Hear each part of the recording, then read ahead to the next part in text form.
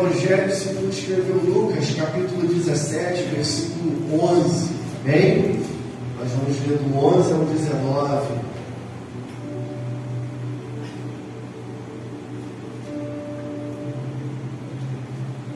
Bem? Diz assim a palavra de Deus: de caminho para Jerusalém, passava Jesus pelo meio de Samaria e da Galileia. E ao entrar numa aldeia, saíram-lhe ao encontro 10 leprosos, que ficaram de longe e gritaram dizendo: Jesus, mestre, compadeça-te de nós. Ao vê-los, disse-lhe Jesus: ide e mostrai-vos aos sacerdotes. Aconteceu que eles, indo, foram purificados. Um dos 10, vendo que foi curado, voltou dando glória a Deus em alta voz. Prostrou-se o rosto em terra aos pés de Jesus e, agradecendo-lhe, e este era samaritano. Então Jesus lhe perguntou: não eram 10 os que foram curados? Onde estão os 9? Não houve, porventura, quem voltasse para dar glória a Deus, senão esse estrangeiro? E disse-lhe: levanta-te e vai, a tua fé te salvou. Amém? Quero pregar hoje sobre o seguinte tema, irmão: gratidão à linguagem da maturidade. Bem? Eu já preguei esse texto aqui ano passado e eu não tenho problema nenhum em repetir texto e repetir mensagem, só que essa mensagem é inédita. Amém? E a primeira coisa que eu preciso relatar para você é o seguinte: na vida nós sempre teremos escolhas a fazer. E quando caminhamos para a maturidade, essas escolhas elas vão se afunilando. Quando nós caminhamos para a maturidade, escolhas nós vamos precisar fazer. E as escolhas elas vão afunilando um caminho. E esse caminho é o caminho da maturidade. Ou seja, ninguém escapa de uma escolha. Você tem que decidir, você tem que escolher. Todos os dias você precisa decidir, precisa escolher coisas. Você precisa decidir, você precisa escolher se você vai acordar cedo para trabalhar ou não. Você precisa decidir ou escolher qual roupa você vai colocar. Se você vai de blusão xadrez, se você vai de blusão neutro, se você vai de tênis, se você vai de sapato, se você vai usar blazer, se você não vai usar blazer, se você vai com cabelo preso, se você vai com cabelo solto, se você vai maquiado, se não vai maquiado, você tem que fazer escolhas. E essas escolhas vão determinar coisas na sua vida. Escolhas vão determinar aonde você vai chegar. Por mais que você escolha errado, a escolha errada também te levará a um lugar. Então você precisa decidir todos os dias. Você precisa decidir se você quer continuar com Jesus ou não. Você precisa decidir se você quer fazer a obra dele ou não. Você tem que escolher. Essa semana nós fomos visitar uma família e eu falei mais ou menos isso para a família: vocês têm que decidir, vocês têm que escolher se vocês querem continuar em casa ou se vocês querem voltar a servir Jesus. E eu disse para o chefe da família, eu falo: olha, eu sei que você está cheio de mágoa, está cheio de ressentimento, está cheio de situações que eu também ficaria, mas as pessoas que te magoaram, que te feriram, estão seguindo a vida.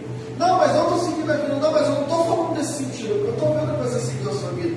Eu estou falando que as pessoas que te magoaram e te feriram continuam servindo a Deus. E você parou.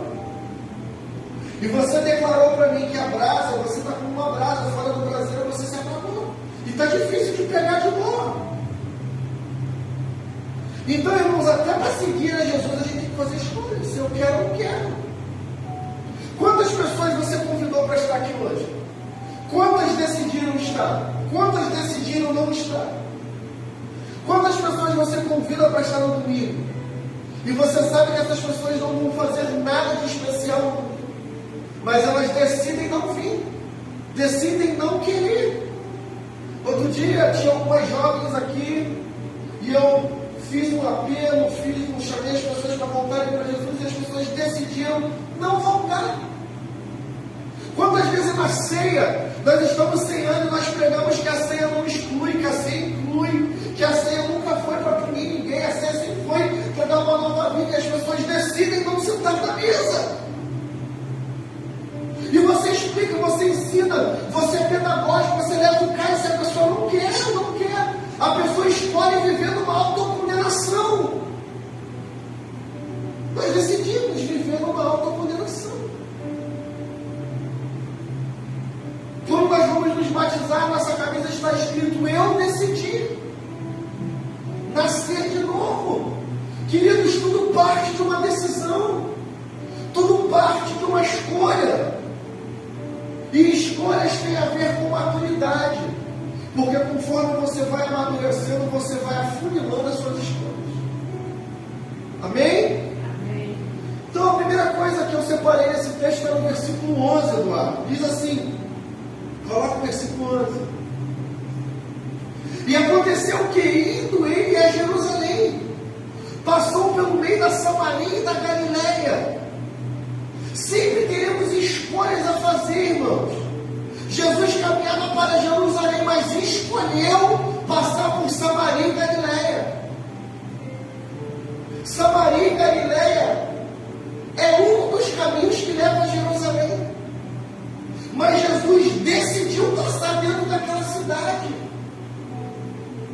Jesus poderia usar a rixa que os judeus têm com os samaritanos e nem colocar o pé naquela cidade. Mas Jesus escolheu concluir uma missão.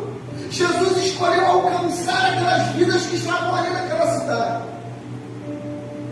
E aconteceu que, indo ele a Jerusalém, passou pelo meio de Samaria e da Galileia. Ninguém está livre de fazer escolhas, irmãos, no caminho da maturidade. Escolhas são inevitáveis. Você vai escolher se você quer andar com pessoas. Eu estava revendo uma mensagem de 3 anos atrás, e há 3 anos atrás eu dizia: você precisa escolher andar com pessoas de um nível acima do seu. Por quê? Porque quando você anda com pessoas de um nível acima de você, essas pessoas te forçam a olhar para cima. Se você anda com pessoas a nível abaixo do seu, você é obrigado a olhar para baixo. E não que olhar para baixo não seja nada, mas quem está no caminho de crescimento precisa olhar para cima. A Bíblia fala que os nossos pés podem estar na terra, mas os nossos pensamentos precisam ser no céu. Amém. Então, irmãos, escolhas no caminho da maturidade são inevitáveis. Agora escuta o que diz Deuteronômio 11:26. Eis que hoje eu ponho diante de vocês a bênção e a maldição. Deus disse a Moisés: Moisés, eu vou colocar diante do povo a bênção, eu vou colocar diante do povo a maldição. O que Deus está dizendo? Vocês têm que escolher o que vocês querem. Vocês precisam escolher o que vocês querem. Ou vocês querem a bênção, ou vocês querem a maldição. E se você ler o texto, você vai ver que para receber a bênção, eles precisavam fazer uma série de coisas. E para eles escolherem a maldição, era só eles não fazerem. Então escolhas, irmãos, sempre estarão dentro do nosso caminho. 2. Oportunidades não dizem que vão aparecer. Elas simplesmente aparecem, você estando pronto ou não. Olha o versículo 12 de Lucas 17:12. Coloca aí, Eduardo. Diz assim: e entrando numa certa aldeia, saíram-lhe ao encontro 10 homens leprosos, os quais pararam de longe. Escuta, irmão, Jesus decidiu estar naquela aldeia. Jesus decidiu entrar pelo meio de Samaria e Galileia para chegar a Jerusalém. Aqueles homens não sabiam que Jesus ia entrar. Mas quando eles perceberam que Jesus estava lá, eles aproveitaram as oportunidades. E oportunidades, meu amigo, vai aparecer se você está pronto ou não. Já apareceu oportunidades para mim na minha vida e eu não estava pronto. E eu lamentei, meu Deus, se eu pudesse. Se eu tivesse feito. Se eu tivesse escolhido dessa forma. E aí, a Bíblia está dizendo que eles estão de longe. Por quê? Porque é bem provável que eles não se aproximaram de Jesus, devido à doença. Provavelmente eles estavam, assim, passos de Jesus. Por quê? Porque a doença, Ana Paula, que eles tinham, limitavam eles de se aproximar de Jesus. Mas não é porque eu não estou próximo que eu não posso aproveitar a oportunidade. Mesmo de longe, a Bíblia fala que eles clamam. A bênção, irmão, não é só para quem senta no primeiro banco, também para quem senta no último. Por quê, pastor? Porque é as escolhas que você faz. Geralmente, em igreja muito grande, você tem sempre aquele grupinho que você senta, né? Ou tem sempre aquele lugar que você escolhe para sentar, aquele lugar ficar marcado. Mas tem lugares que você senta que tem um grupo que fala o tempo todo. E aí você precisa decidir se você quer ficar naquele grupo que não presta atenção em nada, ou se você quer ficar no grupo que presta atenção na palavra. É Marta e Maria. Uma decidiu os afazeres, outra decidiu ficar aos pés de Jesus. Escolhas. E aí, irmãos, quando a oportunidade aparece, você não pode ficar tímido. Versículo 13 diz o seguinte: e levantaram a voz dizendo: Jesus, mestre, tem misericórdia de nós. Por que você não pode ficar tímido? Primeiro, Apocalipse 21:8 diz assim: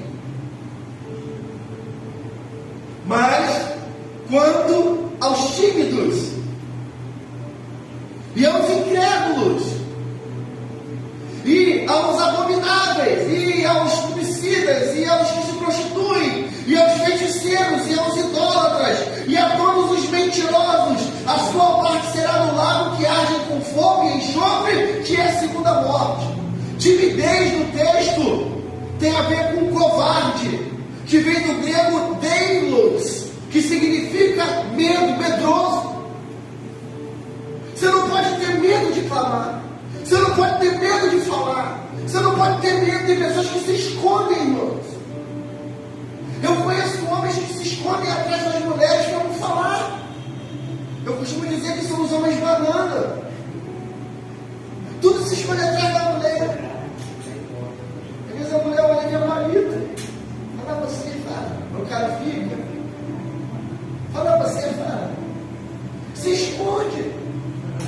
Com medo. O texto fala de timidez, mas fala de medo. Ou falta de coragem, ali no texto ali da Almeida Corrigida Fiel está falando covarde é falta de coragem. Então, irmãos, quando a oportunidade aparece, você não pode ficar tímido, você não pode ter medo, você não pode se acovardar. Verso 14 diz assim: e eles vendo Jesus, e ele vendo-os, disse-lhes: ide e mostrai-vos aos sacerdotes. E aconteceu que, indo eles, ficaram limpos. Escuta o que eu vou te falar. Grava no teu coração. Anota na tua folhinha esse ponto aqui. Quem anda na instrução é curado. Quem anda sobre instrução é curado. A Bíblia fala que Jesus viu eles. Quem viu Jesus primeiro? O texto está aí, claro. Quem viu quem primeiro no texto? Os leprosos que viram Jesus. Os leprosos que clamaram. Os leprosos que não foram tímidos. E a Bíblia fala que quando aqueles homens chamam a atenção de Jesus, Jesus olha para eles. E vendo Jesus, disse-lhes: ide e mostrai-vos ao sacerdote. Quer dizer, Jesus está dando uma instrução. Quem anda na instrução será curado. Quem anda sob a instrução terá a bênção. Quem anda sob a instrução não terá lepra. Quem anda sob a instrução não terá câncer. Quem anda sob a instrução a doença não chegará. Quem anda sob a instrução praga alguma chegará à tua tenda. Quem anda sob a instrução peste que voa ao meio-dia não chegará a você. Por quê? Porque você está debaixo da instrução. Não quer dizer que você não fique doente. Mas quem anda debaixo da instrução é curado. Qual foi a instrução que Jesus deu? Ide e mostrai-vos. Pessoas maduras sempre vão optar pela instrução e não pela estupidez. Se você está recebendo orientação, se você está recebendo munição, se você está recebendo palavra, irmão, ande segundo a instrução que você está recebendo. Ande segundo a palavra que você está recebendo. Eu vejo algumas pessoas prosperando. Eu vejo algumas pessoas andando segundo aquilo que Deus deseja. Por quê? Porque estão na instrução. Pessoas que andam na instrução com certeza terão pessoas que se levantarão contra ela. Ela puxa saco, ela puxa saca, ela ele, ela ela. Por quê? Porque não conseguem compreender que quem anda sob instrução é curado. Eu tenho um amigo, pastor igual a nós, igual a mim, vai estar aqui com a gente aqui, se Deus quiser, na conferência de março. O Leandro, cara, é um cara excepcional. O cara que anda debaixo da liderança. Eu nunca vi o Leandro falando mal da liderança dele. Nunca vi. Eu já vi pessoas chegando até ele, metendo o pau na liderança, ele falando: cara, a gente tem que orar. A gente tem que orar. Por quê? Porque ele entendeu que quem anda debaixo da instrução, irmão, não é ser puxa-saco. Não é ser... Os mais antigos que vão lembrar, não é ser capachão. TV Colosso, né? Tinha um capachão que puxava que era o assistente do chefinho, né? Que era... a gente não pode ser batista. Sabe o que é batista da escolinha? Professorzinho. Não é esse tipo de coisa que o reino de Deus quer.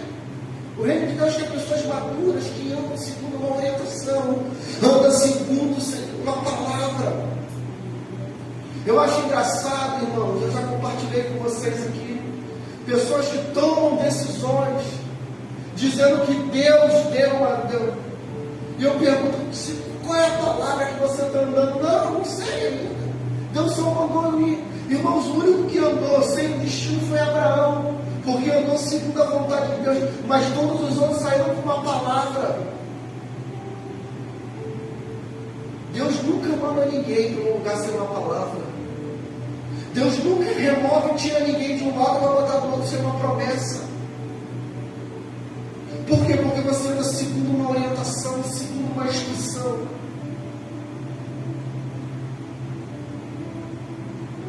Quinto, quem anda na instrução vive na gratidão.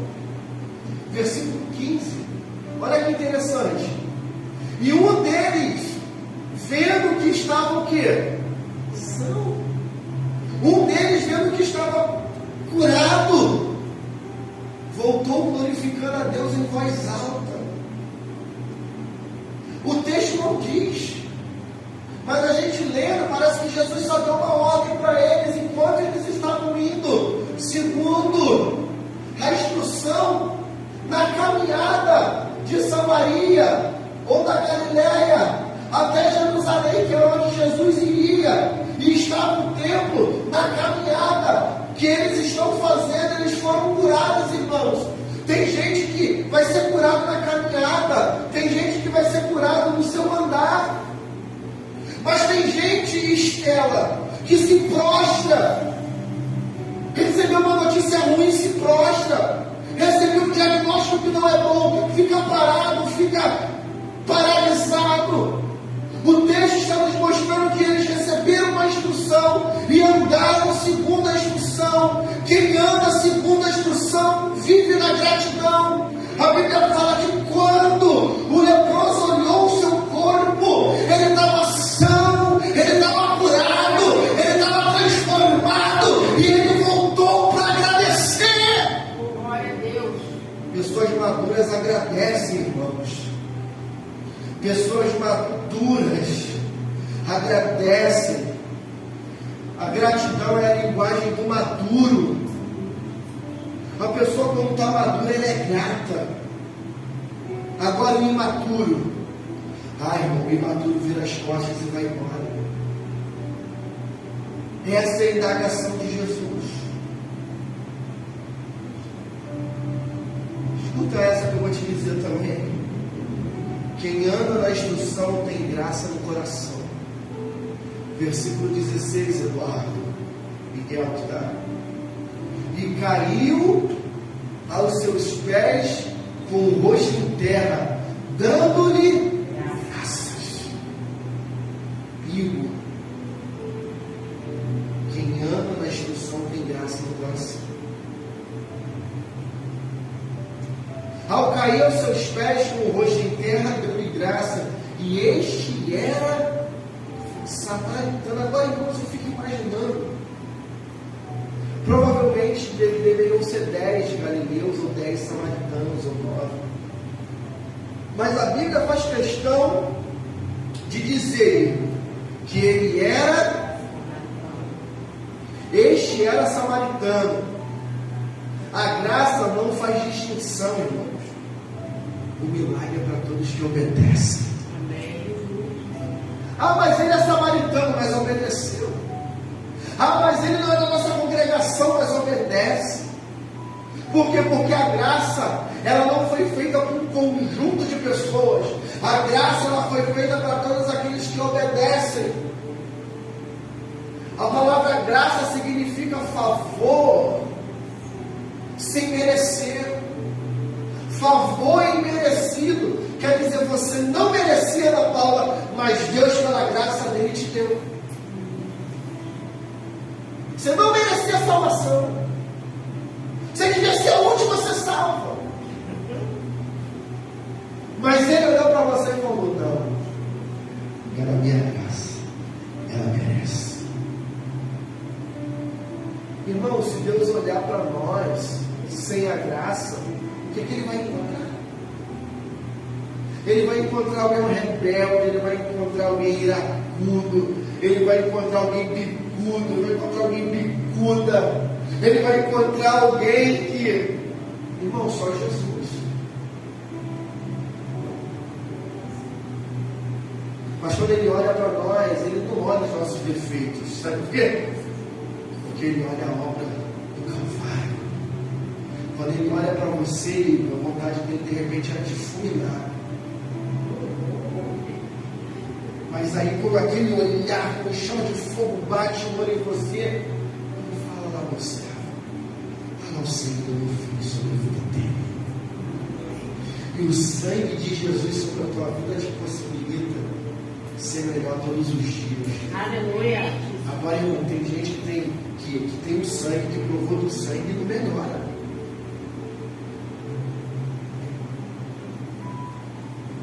Aí é só oração, para Jesus mudar o coração de Faraó. Então, Igor, quem anda na instrução tem sempre graça no coração.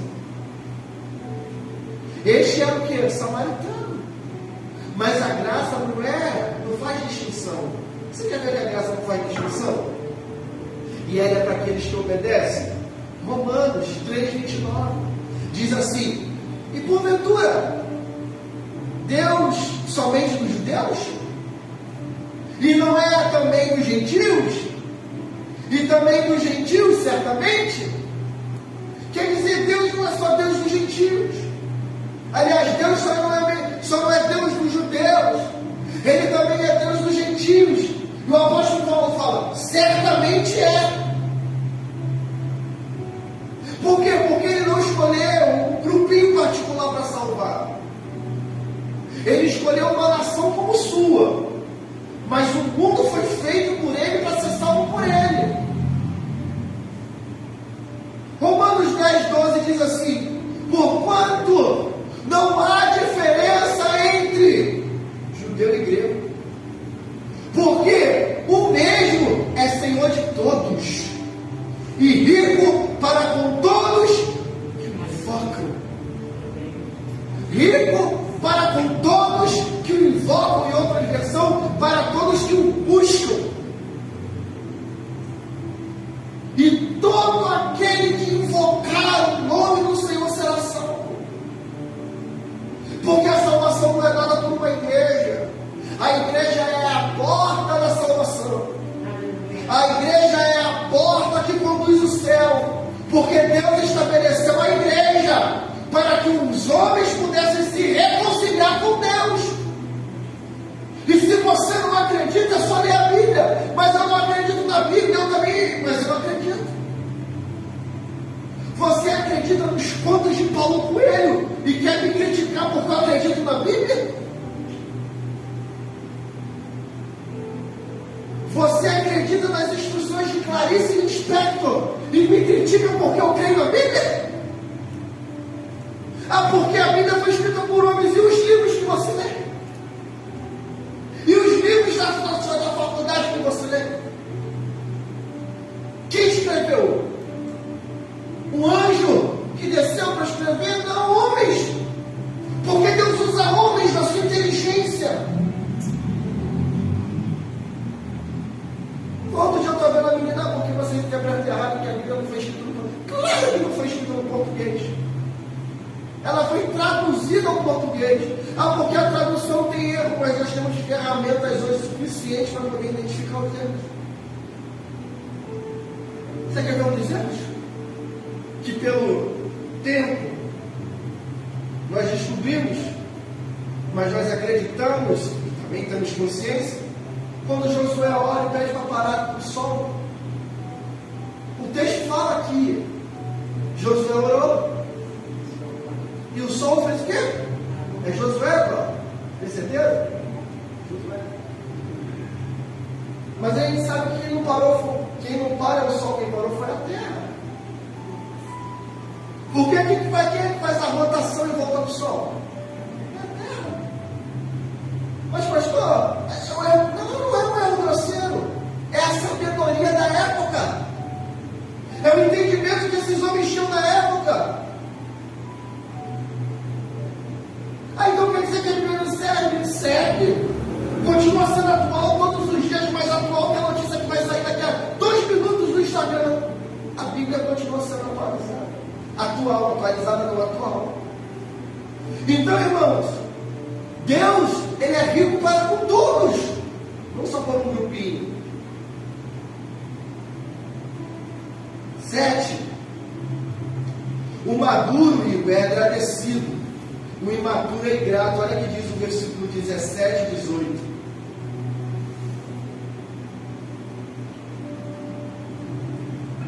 E respondendo Jesus, e disse: não foram 10 os limpos?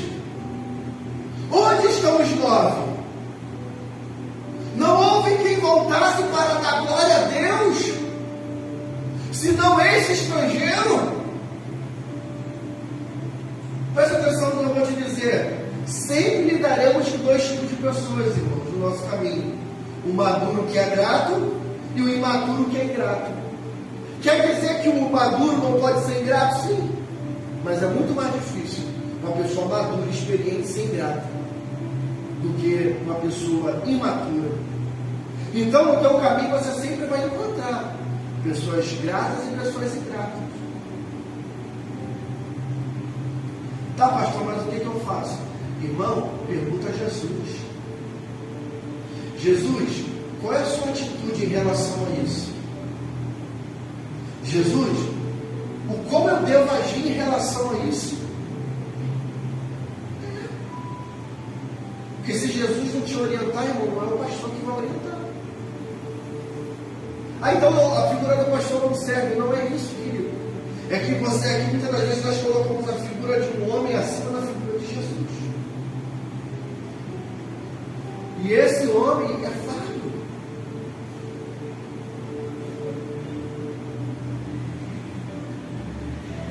Então, irmãos, pessoas maduras são agradecidas. E pessoas imaturas são ingratas.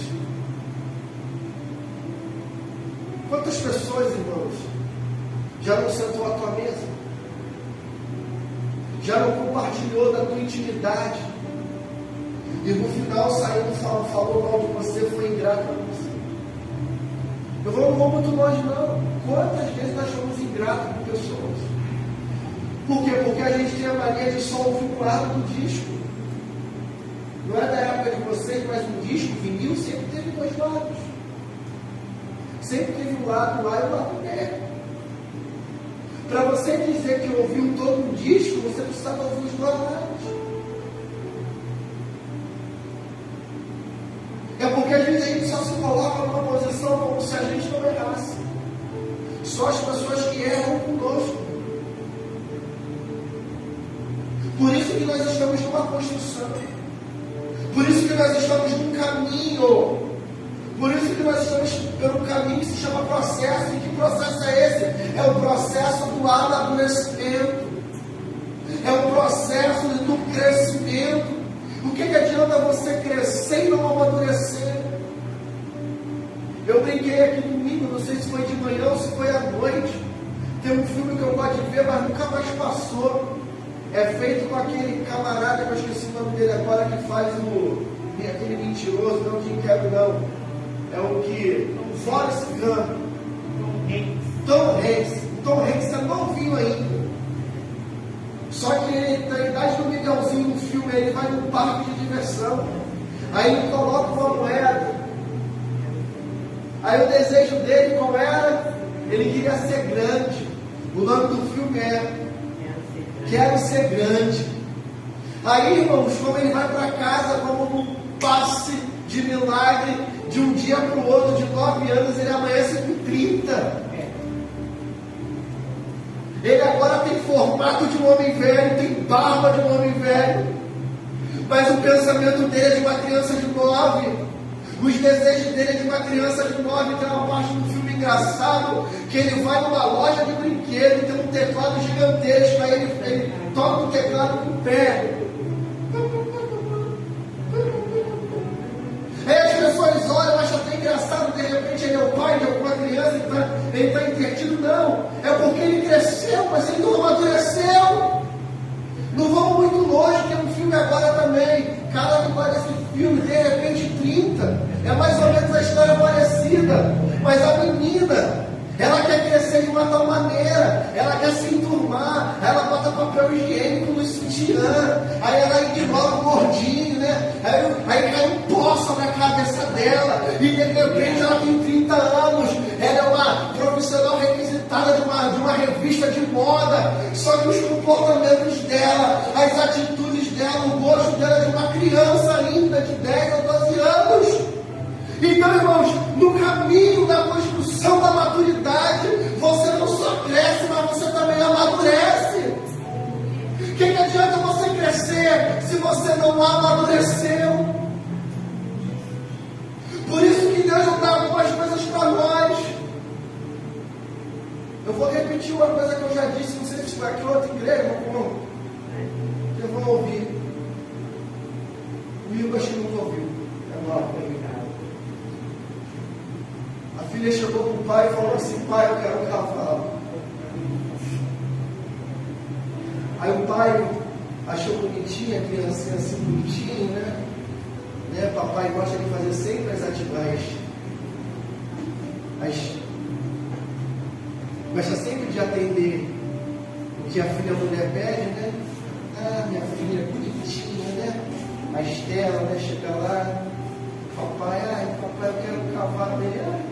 Caixinhas douradas, papai vai ter um cavalo.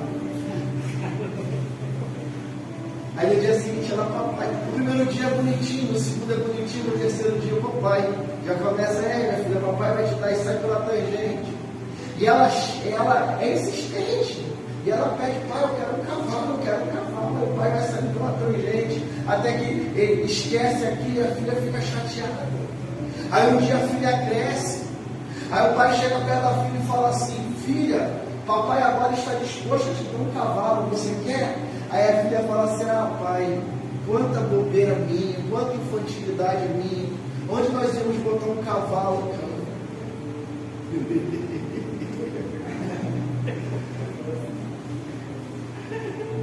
Você está entendendo porque muitas das vezes Deus, você pede algumas coisas a Deus e Deus não te dá? E pior é que a gente é cheio de esquema com Deus. A filha pedia o cavalo, o pai fala assim: a filha, onde a gente vai botar o cavalo? O pai é simples. Ele dorme no tapete, a gente prende ele no abajur. Quer dizer, você não tem estrutura para ter um cavalo, você não tem condições para ter um cavalo, mas você está todo dia pedindo a Deus um cavalo. Irmãos, isso é uma história, ou uma história. Uma história com ela, não é história. Não, ao contrário. Uma história com ela. Mas, que se torna realidade. Todos os dias a gente pede coisas a Deus que a gente não está pronto para receber. Todos os dias. E aí Deus não nos atende, Deus não nos dá. E a primeira coisa que a gente faz é ficar chateado com Deus. É querer trocar de igreja, aquela igreja é uma oração muito fraca. Eu já ouvi pessoas dizendo assim: não, pô, tem que fazer uma oração mais forte, aí uma oração forte. Eu nunca ouvi oração fraca, oração é oração, irmão. Se a oração é para Deus, é oração. É porque, irmãos, tem muita gente no nosso meio que aprendeu com os irmãos católicos a ser só não praticante. Eu me lembro quando eu não era cristão protestante, alguém me perguntava qual era a minha religião, eu falava: eu sou católico não praticante. Então eu não sou nada. E tem muito cristão que é assim: não, eu sou crente não praticante, enquanto tu não é crente. Porque para ser crente precisa ser praticante. Pelo menos eu entendo assim, irmãos. Eu não quero fundamentar a fé de ninguém. Mas você diz que a filha não se comporta como filho? Você está entendendo? Para a gente finalizar.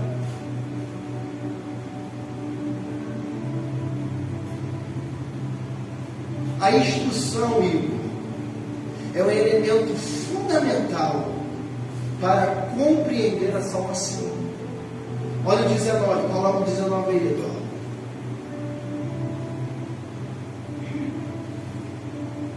E disse: levanta-te e vai, a tua fé te salvou. A instrução é um elemento fundamental para compreender a salvação. Se você não é instruído, irmão, você não compreende. Porque a instrução tem a ver com compreensão. A instrução tem a ver com compreensão. E ele diz: ó, levanta e vai, porque a tua fé te curou. A tua fé te salvou desse teu mal que te levaria à morte. E a Bíblia trata a instrução como algo tão precioso que Paulo, escrevendo a Timóteo na segunda carta, no capítulo 3, verso 16, ele diz: toda a Escritura é divinamente inspirada e proveitosa para ensinar, para redarguir, para corrigir, para instruir em justiça. Coloca aí, Eduardo, 2 Timóteo 3,16, para a gente destrinchar isso aqui agora.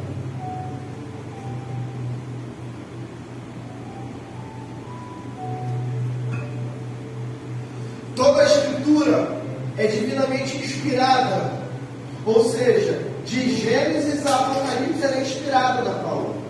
E inspirada em quê? No céu. Inspirada em Deus. Divinamente inspirada. E a palavra ainda é proveitosa para o que, Ana Paula? Ensinar. Está vindo aqui agora, se eu não me engano, Provérbios 22, 6. A gente tem que voltar para cá. Eu acho que esse é o caminho. Provérbios 22, 6. Ensina a criança, deixa aí, educa. Olha que interessante. A Bíblia vai dizer que as Escrituras é divinamente inspirada e ela é proveitosa para ensinar. Ensinar tem a ver com educar. Então, educa a criança no caminho em que deve andar. E até quando envelhecer, quer dizer, todos os dias já tem que ser ensinado. Está vendo o Miguelzinho ali? Quantos anos? 11, vai fazer 12? Aí vai ganhar uma caixa de bicho quando fizer 12. Aí o que a gente tem que fazer com ele? Ensinar. Ali, ó, tá ali, já aprendendo, ouvindo a palavra. Ele vai fazer 15 anos, tem que estar ensinando. Ele vai fazer 20 anos, tem que estar ensinando. Por quê?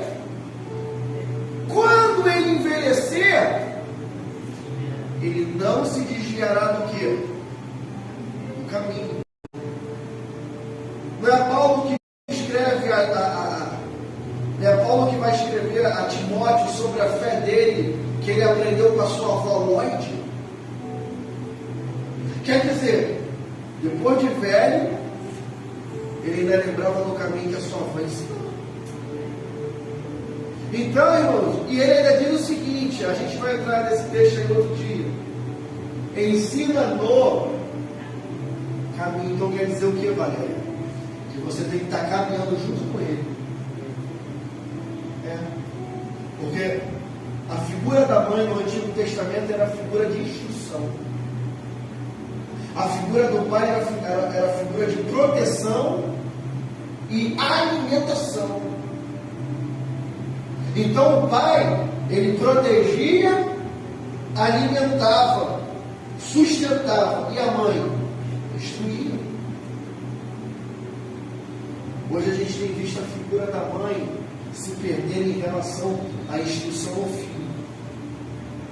Ou seja, vai para a consagração, vamos embora, Miguel. Vai para a escola dominical, vamos embora, Miguel. Sabe por que muita criança, depois que vai chegando a determinada idade, não gosta de ir mais na igreja?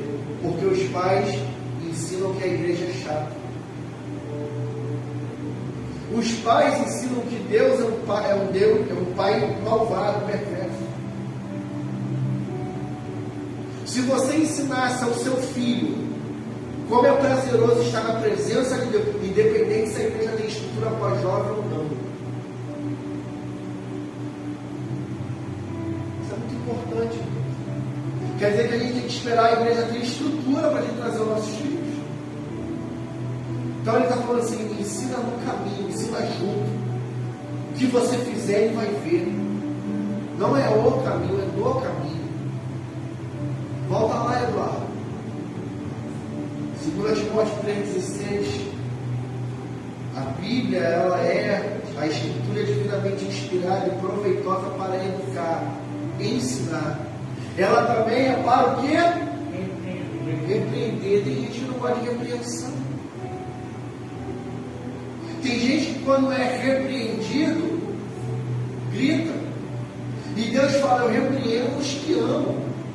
E tem texto que eu já trouxe aqui para vocês, que Deus fala assim, eu não só repreendo, mas eu açoito. Com Deus o pau canta, irmão. É pau cantando no lobo o tempo todo, tá achando o quê? Por quê? Porque ele repreende a quem ele ama. Tem gente que não gosta de repreensão. Você vai repreender a pessoa é história. Característica de quem é imaturo. Porque o maduro repreende, aceita a repreensão para a sabedoria. O imaturo, ele quando recebe a repreensão, ele abre o bico, abre o berreiro. Característica do imaturo, não gosta de repreensão. E repreensão aqui tem a ver também. Seguindo, está aqui. Para corrigir. Sabe o que é correção, irmão? Confronto.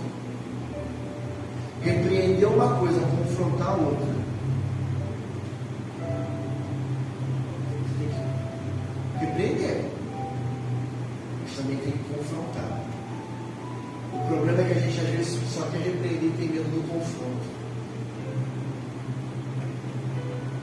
Então, irmãos, se não há confronto, não há crescimento. Aí ele vai dizer para a gente, finalizar aqui, que as escrituras, além de ser proveitosas para ensinar, para repreender e para corrigir, também é para instruir em justiça. Coisa interessante isso. Instruir em justiça. Quer dizer, é você mostrar os fundamentos e os fundamentos não serem removidos. Irmão, quem é instruído não se desvia. Quem é instruído não se afasta. Quem é instruído, irmãos, vive na gratidão. Quem é instruído tem graça no coração. Quem é instruído, irmãos, vive no milagre, na cura, na gratidão. Ou seja, o que eu estou dizendo para você é que a gratidão, irmãos, é a linguagem do maduro. Por que 10 foram curados e apenas um voltou para agradecer? Porque justamente esse que voltou para agradecer aprendeu o princípio da maturidade. Em outras palavras, poderia dizer o princípio da honra. Por que o princípio da honra? Porque só quem caminha na honra, quem está na honra é porque já passou pela desonra. Então, se você está amadurecendo, é porque em algum momento do processo você sofreu um dano, você sofreu uma perda. E a Bíblia vai dizer, Eduardo, se não me engano, que perder as coisas, o apóstolo Paulo fala que morrer para ele é lucro. Por quê? Ele já passou por quase tudo nessa vida, né? O São vai para as minhas obras da Bíblia. Eu já passei quase tudo nessa vida, em matéria de guarida. O apóstolo Paulo fala isso. Eu sei passar, eu já tive fatura, já tive falta, já tive um teto sobre a minha cabeça e já dormi ao relento. Quer dizer, eu já passei por tudo. Então, para mim, viver é Cristo, morrer é lucro, irmão. Aliás, ele fala, viver é lucro e morrer é Cristo. Fazendo uma síntese. Se eu continuo vivo, eu continuo com a Cristo. Se eu morrer, eu estou indo para Ele. Então, irmãos, a gratidão é a linguagem da maturidade. Aprenda a ser maduro, aprenda a ser grato. Seja grato às pessoas. Seja grato aos ensinamentos. Até mesmo, irmãos, quem nos fere. Essa pessoa é um instrumento de Deus para nos amadurecer. Amém? Glória a Deus. Podemos aplaudir o Senhor por essa palavra.